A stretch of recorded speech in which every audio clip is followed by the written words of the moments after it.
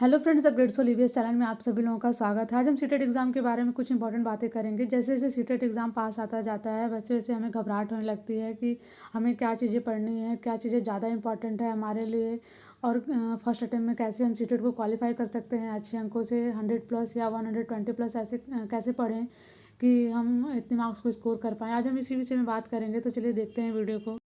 जैसे जैसे कोई एग्ज़ाम करीब आता जाता है वैसे वैसे घबराहट होने लगती है और हमारा जो फोकस रहता है किसी एक टॉपिक पे कम हो जाता है। जिस टाइम हम किसी एक टॉपिक को पढ़ते हैं उस पे हमारा फोकस ज़्यादा ना रह के किसी दूसरे टॉपिक पे जो हमको ज़्यादा इंपॉर्टेंट लगता है उस पे हमारा फोकस ज़्यादा होने लगता है। लेकिन आपको ये गलती बिल्कुल नहीं करनी है।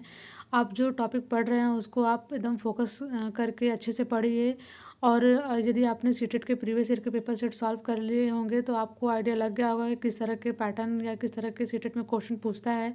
आप उसी तरह के पैटर्न को फॉलो कीजिए और अच्छे से उसको तैयार कीजिए। वैसे तो सबकी अपनी अलग अलग रणनीति होती है। मैं भी अपने स्ट्रेटजी को शेयर करना चाहूँगी, कैसे मेरे सीटेट में 115 नंबर आए और यूपी टेट में कैसे मेरे 120 नंबर आए।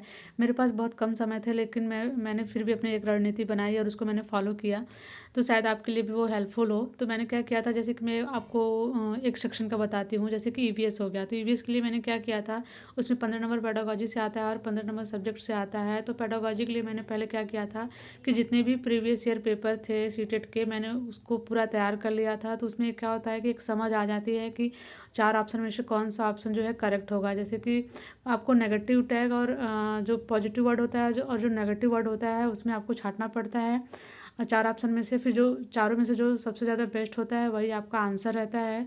अगर आपको ये निकालने आ गया तो आपको पेडागोजी में कोई भी परेशानी नहीं होगी। तो वीडियो के साथ बने रहिए और यदि आपको वीडियो पसंद आता है तो प्लीज़ चैनल को सब्सक्राइब कीजिए। तो और भी हम सब्जेक्ट के बारे में बात करेंगे। जैसे कि हिंदी का सेक्शन हो गया, हिंदी भी 30 नंबर का पूछता है। उसमें 30 नंबर में से 15 नंबर क्या होता है, पेडागोजी से आता है और 15 नंबर सब्जेक्ट से आता है।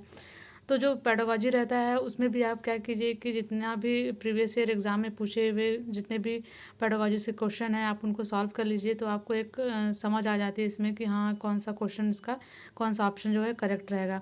और यदि आप ने हिंदी के जो नोट्स बनाए हैं पेडागोजी के, यदि आपने हिंदी के नोट्स वो तैयार कर लिए तो आपको वो नोट्स इंग्लिश में भी काम आएंगे, क्योंकि जो टॉपिक हिंदी में रहते हैं सेम वही टॉपिक इंग्लिश में रहते हैं। जैसे कि एक्विजिशन हो गया, लर्निंग हो गया, फिर सतत एवं व्यापक मूल्यांकन हो गया।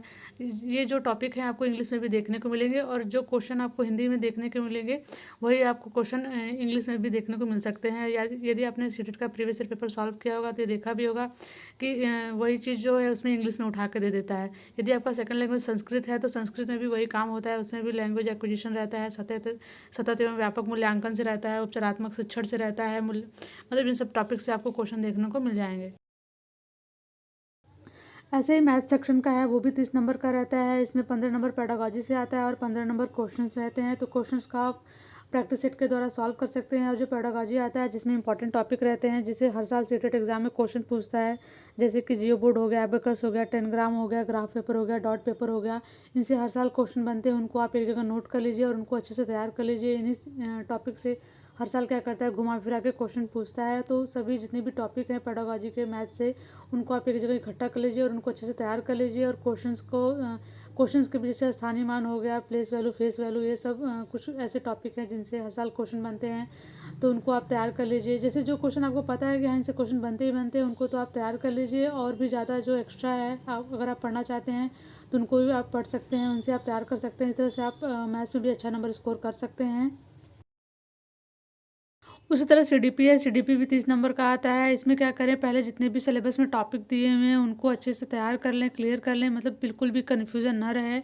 अगर जो भी टॉपिक हम पढ़ रहे हैं उनसे जितने भी क्वेश्चन बन रहे हैं और जितने भी क्वेश्चन बनने की संभावना है उसको हम अच्छे से तैयार कर लें। यदि हमारा टॉपिक पूरा अच्छे से तैयार हो जाता है फिर उसके बाद हम प्रैक्टिस सेट करेंगे, तब हमको ज़्यादा अच्छे से वो चीज़ें समझ में आएंगी। यदि आपके प्रैक्टिस सेट कर रहे हैं और उसमें मार्क्स अच्छे नहीं आ रहे हैं इसका मतलब ये है कि आपको टॉपिक अच्छे से तैयार नहीं है। तो आप उसको फिर से रिवीजन कीजिए, फिर से तैयार कीजिए, फिर उसके बाद प्रैक्टिस सेट लगाइए, फिर देखिए आपके उसमें अच्छे मार्क्स आएंगे। तो इस तरह से आप सीडीपी को भी तैयार कर सकते हैं। इस तरह से आप क्या है इसमें आप अपनी और स्ट्रेटजी को ऐड कर सकते हैं। और भी जो वीडियो कहीं और से आप अगर देखेंगे तो उसमें अगर आपको और अच्छे आइडियाज़ मिलते हैं तो आप वहाँ से इंक्लूड कर सकते हैं अपने डेली शेड्यूल में, आप उनसे तैयार कर सकते हैं। और यदि इस तरह से आप 100+ या फिर 120 ऐसे प्लस करके मार्क्स स्कोर कर सकते हैं सीटेट में। यदि आपको वीडियो पसंद आया तो प्लीज़ चैनल को सब्सक्राइब कीजिए। Thank you for watching this video.